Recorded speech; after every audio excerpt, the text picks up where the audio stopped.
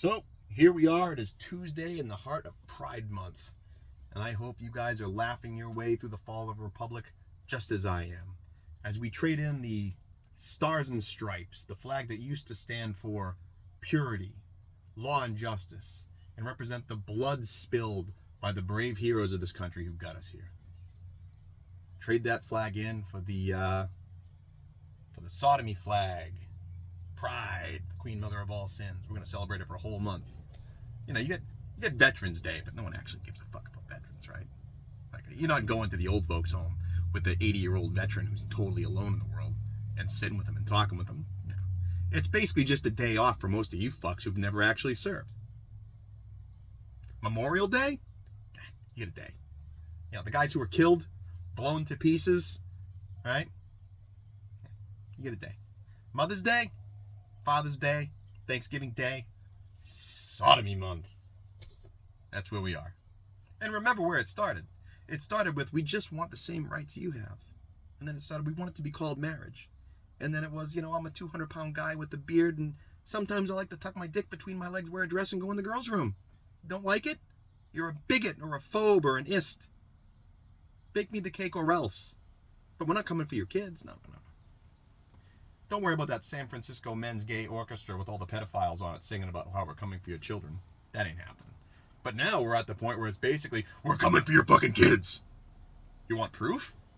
California has a law they're trying to pass right now that states clearly, if your child, your 6-year-old, says that he or she is transgender and you don't affirm that, they can come take your kids from you.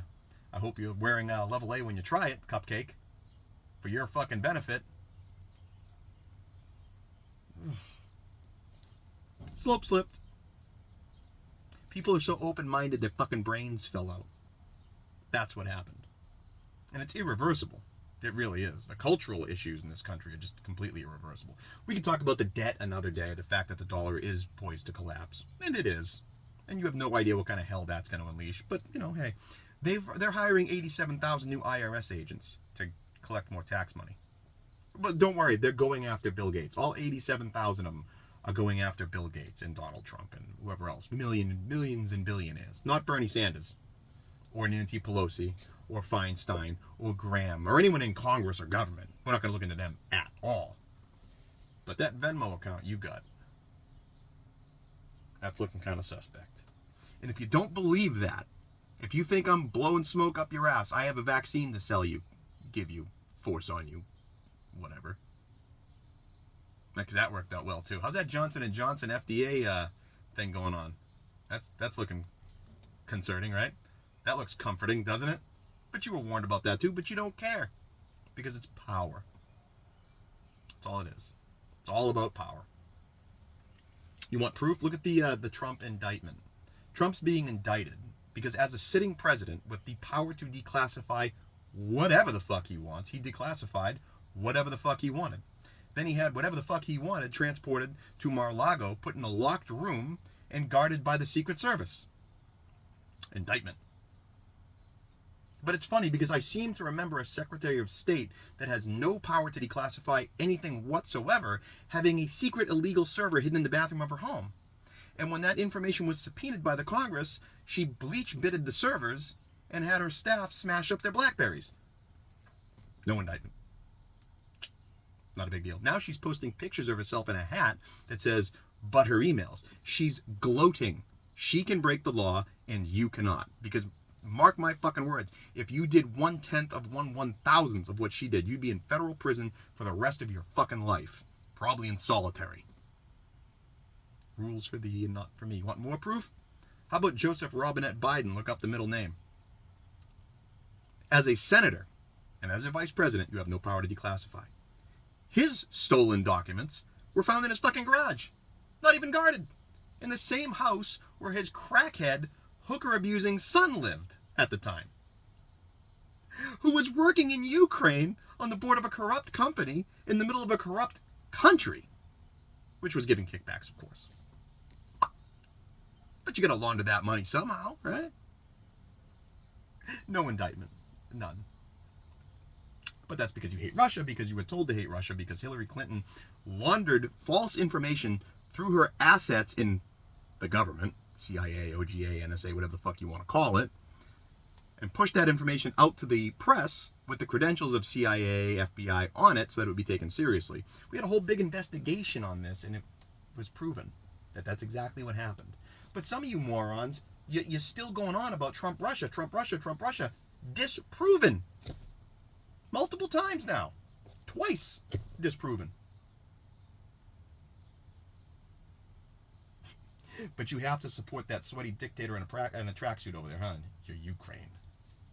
The whole reason this war is happening is because of Joe Biden. I hope you understand that. Well, of course you don't know that, right? Why would you? You watch MSLSD and Meet the Mess and Deface the Nation and the Communist News Network. You don't get that kind of information over there.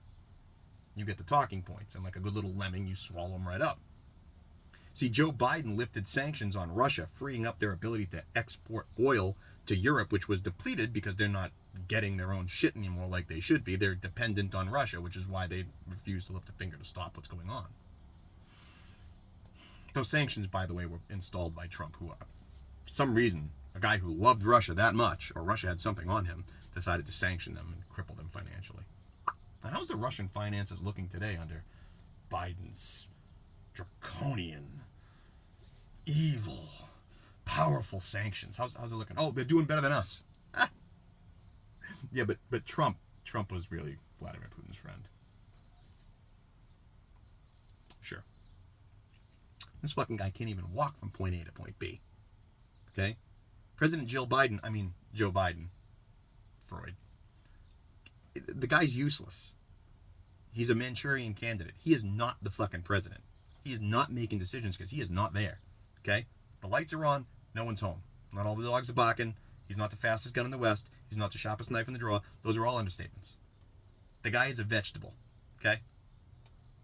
I mean, number one, he's been a corrupt, lying scumbag his entire political career. Like the whole thing. The whole thing. You can go back to him lying about graduating top of his class, the corn pop bullshit, all of it. He's also a fucking racist who doesn't want to live in a racial jungle. Look it up.